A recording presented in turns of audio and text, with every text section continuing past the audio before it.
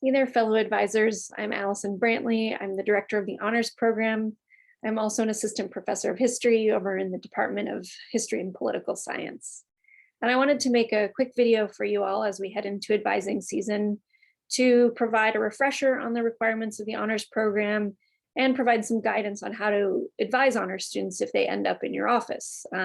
Because chances are actually you have some advisees who are in the honors program. In fact, we have about 250 honors students on our roster this semester or this year.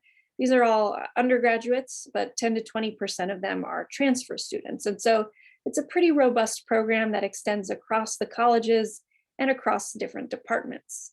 Our most popular majors among honors students, are, as you can see on this kind of jumbled pie graph, biology, kinesiology, business administration, and psychology. So if you advise in any of those departments, you probably do have quite a few advisees who are in the honors program.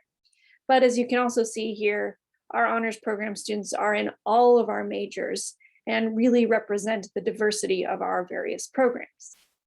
Now with 250 students, I can advise them as best I can, but sometimes they'll come to you as their primary advisor with questions about the honors program. And so I wanted to provide some information about how you advise an honors student, what their requirements are, and just a couple other key things to keep in mind. If there are ever any questions, though, you can always refer students to me, and my email will be at the end of this presentation. You can also send them to the Honors Center, where we have peer mentors who can help advise students pretty much anytime during the week. So the first thing that people often ask, and I think the most confusing thing about the honors program, is how do I advise honors students, and really how do I even know if a student of mine is in the honors program? So now I'm pleased to report that the new Banner 9 landing page that we'll be rolling out will have information about student attributes and will therefore show you whether or not a student has an honors attribute. Before this, we really didn't have a good way of knowing or communicating whether or not a student was in honors. So this will be helpful. When you look at a student's landing page, you'll be able to see if they're in the honors program or not.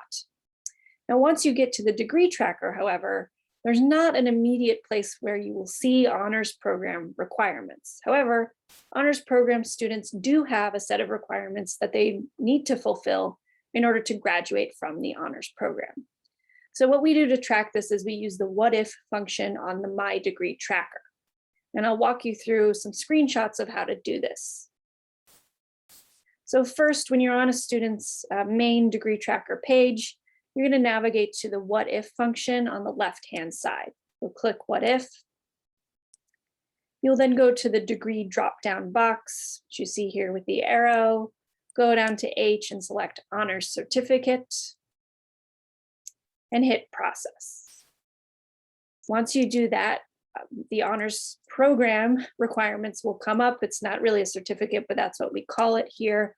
And you'll see that there are 30 semester hours required for traditional undergraduate students. Now, in this case, a student has been working their way through the program requirements.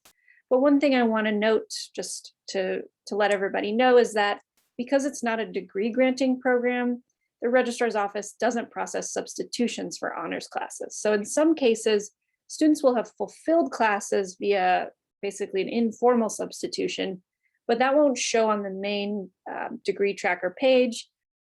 You'll just want to scroll down to the notes and see if I've written any notes about allowable substitutions. That's the best way around this for now, so keep an eye out for notes from me.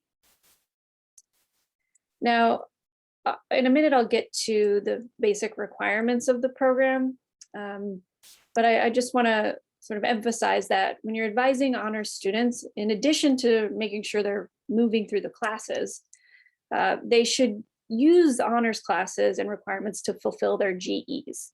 We've set up the honors program so that honors classes are linked to different GE area requirements. So an honors student can fulfill their GEs really without it taking any additional units, but they're taking those GE units and LVE units through the honors program.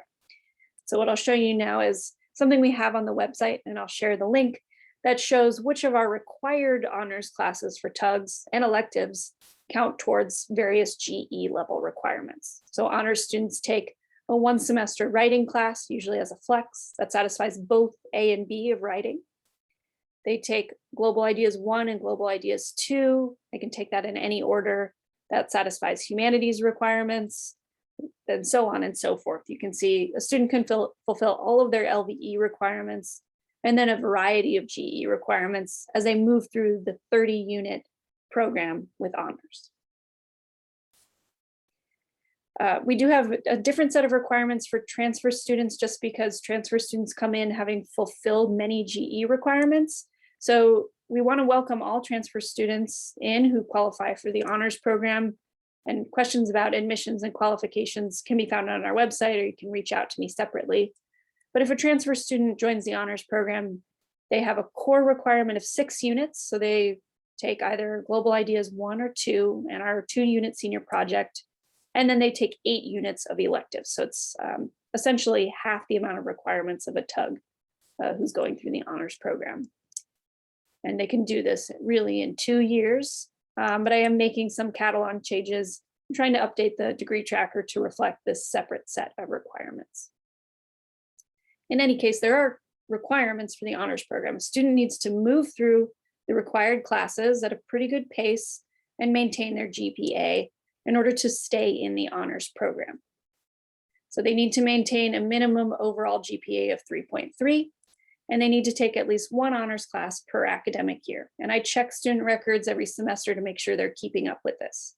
If they do that, they get access to priority registration, the honors center, honors travel classes when we offer them, and other benefits. So you want to encourage students to be up to date in the honors program and let them know that if they're not taking regular honors classes, they will be removed from the program, so that we can create space for students who want to be actively engaged. And then if you have any other questions, because I know this was a short overview and there's a lot of little things to know about honors, you or your students can go to the website. I try to keep that as up to date as possible with honors requirements. You can reach out to me. My email is here on the slide, or you can send students to the Honors Center, where I've got 6 peer mentors who help advise students during advising as well. So thank you so much for watching, and please send students my way, and thank you for helping to advise all of our wonderful honors students.